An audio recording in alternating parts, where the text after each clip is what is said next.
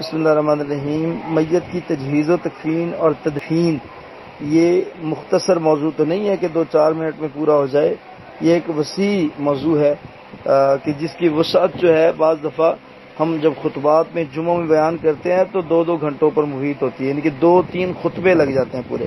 بہرکیف میں پھر بھی اختصار سے کام لیتا ہوں، جو ضروری مسائل ہیں وہ اس میں سے ڈسکس کر دیتا ہوں۔ جب کوئی میت فوت ہوتی ہے، خودکشی حرام ہے، موت کی آرزو کرنا بھی حرام ہے۔ نبی صلی اللہ علیہ وسلم نے روکا ہے موت کی آرزو کرنے سے اور یہ تمنا کرنے سے کہ جو ہے وہ اس کو موت آ جائے۔ صحیح بخاری کی یہ حدیث ہے کہ رسول اللہ صلی اللہ علیہ وسلم نے فرمایا موت کی آرزو نہ کرو، اگر تم نیک ہو تو چلو اللہ تعالیٰ تمہیں مزید نیکی کی توفیق دے دے گا، اگر تم بد ہو تو اللہ تعالیٰ تمہیں ہو سکتا ہے کہ آنے والے وقت میں توبہ کی توفیق دے دے اور تم اللہ تعالیٰ کو منا لو۔ لیکن جب کوئی بندہ فوت ہو جاتا ہے تو پھر جو ہے وہ اس کا غسل اس کی کوشش کریں کہ جلد سے جلد ہو، 2-4 گھنٹے کے اندر اندر ہو جائے، 5 گھنٹے کے اندر ہو جائے۔ لیکن بعض دفعہ میت یورپ سے آنی ہوتی ہے پاکستان میں یا کسی دوسرے ملک سے آنی ہوتی ہے، بہتر ہے کہ وہیں پہ غسل دے دیا جائے، وہیں سے کفن دفن کر دیا جائے تو اس کے بعد بھیجا جائے۔ لیکن اس کے باوجود اگر وہاں پہ نہ ہو سکے تو پھر پاکستان میں بھی غسل دیا جا سکتا ہے۔ بعض دفعہ میت کی حالت جسمانی طور پہ انتہائی نازک ہوتی ہے تو پھر مثلا کہ میت جل جاتی ہے، جسم جل گیا یا جسم کے اعضاء پورے نہیں ہیں ایکسیڈنٹ کی وجہ سے، حادثے کی وجہ سے، تو ایسی صورت میں میت کو تیمم بھی دیا جا سکتا ہے۔ ٹھیک ہے، تو غسل جو ہے سیدہ ام عطیہ رضی اللہ تعالی عنہا کی روایت ہے اور یہ صحیح بخاری صحیح مسلم میں موجود ہے۔ نبی صلی اللہ علیہ وسلم نے وہ بیان کرتے ہیں کہ نبی صلی اللہ علیہ وسلم کی بیٹی کو ہم غسل دے رہی تھیں تو نبی صلی اللہ علیہ وسلم نے فرمایا کہ اسے 3، 5 یا 7 بار پانی اور بیری کے پتوں سے غسل دو اور آخری بار پانی میں کچھ کافور بھی ملا لو۔ ایک حدیث میں آتا ہے کہ غسل دائیں طرف سے جو اعضائے وضو ہیں شروع کرنا چاہیے، اور سیدہ ام عطیہ رضی اللہ تعالیٰ عنہ کہتی ہیں کہ ہم غسل کے بعد اس کے یعنی کہ وہ جو نبی صلی اللہ علیہ وسلم کی بیٹی جس کو ہم غسل دے رہی تھی ان کے بالوں کی ہم نے چوٹیاں بھی جو ہے وہ کی، 3 چوٹیاں ہم نے کی اور پھر ان کو بالوں کو ہم نے پیچھے طرف ڈال دیا۔ تو اسی طرح مرد ہے، آپ جب اس کو غسل دیتے ہیں تو پہلے وضو والے اعضاء سے شروع کرتے ہیں اور اچھے طریقے سے کرتے ہیں۔ بعض دفعہ میت زیر ناف بال صاف کرنے میں سستی ہو جاتی ہے تو لہٰذا جو غسل دینے والا ہے اس کو چاہیے کہ وہ پہلے صفائی ستھرائی کرے اور پھر اچھے طریقے سے اس کو غسل دیا جائے۔ اور غسل میں اگر اس کو جسم میں کوئی کمی بیشی قباحت نظر آتی ہے تو غسل دینے والے کی ذمہ داری ہے کہ وہ باہر آ کے اس کو بے لباس نہ کرے، اس کے بارے میں اس کے عیوب اور نقائص لوگوں کو نہ بتائے۔ ٹھیک ہے، پھر میت کا کفن آتا ہے غسل کے بعد کا مسئلہ۔ تو نبی صلی اللہ علیہ وسلم جو آپ کو یعنی کہ کفن دیا گیا وہ سفید رنگ کا 3 سوتی کپڑوں میں آپ کو کفن دیا گیا اور ان میں نہ کرتا تھا نہ امامہ تھا۔ یہ صحیح بخاری کتاب الجنائز کی روایت ہے 1264 نمبر۔ جب بھی کسی میت کو غسل دیا جائے گا، خواہ وہ مرد ہے یا عورت ہے، اس کو 3 کپڑوں میں دیا جائے گا۔ اس پہ جو ہے کہ قمیض، کرتا یا امامہ یا پاجامہ وغیرہ وہ شرعی طور پہ جائز نہیں ہے، وہ نہیں دیا جائے گا۔ پھر جب عموماً ہمارے ہاں غسل دے دیا جاتا ہے، کفن دے دیا جاتا ہے تو میت کو جب رکھا جاتا ہے تو لوگ رونا دھونا کرتے ہیں، واویلا کرتے ہیں، سوگ کرتے ہیں، تو اس سے اللہ کے رسول صلی اللہ علیہ وسلم نے منع فرمایا ہے، یہ اسلامی تعلیمات کے بالکل خلاف ہے۔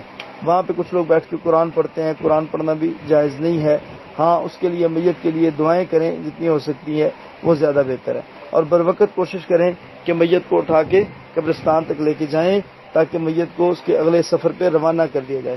حدیث میں آتا ہے کہ اگر نیک میت ہو تو وہ کہتی ہے کہ مجھے جلد میرے اللہ کے پاس لے جائیں، اگر بری میت ہو تو وہ چیختی اور وویلے کرتی ہے جب اس کو اٹھا کے لے کے جایا جاتا ہے۔ اللہ کے رسول صلی اللہ علیہ وسلم نے فرمایا کہ اگر کوئی بندہ فوت ہو جاتا ہے تو اس کو اپنے کندھوں سے اتارو، اگر نیک ہے تو اس کا اگلا جہان اللہ تعالیٰ اچھا کر دیتا ہے، اگر بد ہے تو اپنے کندھوں سے اس کے بوجھ کو دور کر دیا جائے۔ سب سے بڑا مسئلہ ہمارے لیے یہ ہوتا ہے کہ ہم بہت دفعہ ہم کفن نہیں دیتے، غسل نہیں دیتے، لیکن ہمارا مسئلہ یہ ہے کہ ہم تعزیت ہر بندہ کرتا ہے، تو تعزیت کن لفظوں میں کی جائے؟ تو اللہ کے رسول صلی اللہ علیہ وسلم کے الفاظ موجود ہیں، صحیح بخاری کے یہ الفاظ ہیں۔ تو نبی صلی اللہ علیہ وسلم جب کسی میت کی تعزیت کرتے تھے تو آپ یہ کلمات پڑھا کرتے تھے، ان اللہ ما اخذ ولہ ما آتا وکل شیء عنده لاجل مسمى فلتصبر۔ ایک حدیث میں آتا ہے فلتصبر ولتحتسب، یہ مکمل الفاظ ہیں، یہ مسنون الفاظ جو ہے وہ پڑھنے چاہیے۔ اردو پنجابی میں کہا جا سکتا ہے کہ یہ اللہ تعالیٰ کی امانت تھی، سو اللہ تعالیٰ نے لے لی ہے۔ ہر ایک جان کا اللہ تعالیٰ نے ایک وقت مقرر کر رکھا ہے، لہٰذا اللہ تعالیٰ کے فیصلے پہ صبر کرنا چاہیے اور اللہ تبارک و تعالیٰ کے فیصلے کو قبول کرنا چاہیے۔ اسی طرح جب میت کو دفن کیا جاتا ہے، جنازہ اٹھایا جاتا ہے، تو جنازے کے ساتھ عموماً ہمارے ہاں کچھ بھجن پڑھے جاتے ہیں، نعتیں پڑھی جاتی ہیں، ترانے پڑھے جاتے ہیں، وہ بالکل جائز نہیں ہے۔ یہ شور کرنا، واویلا کرنا کہ میت ہن ٹر چلی ہے، فلانا ہو چلے ہے، یہ بالکل جائز نہیں ہے، اس کی کوئی سند کوئی دلیل نہیں ہے، ایسے نہیں کرنا چاہیے۔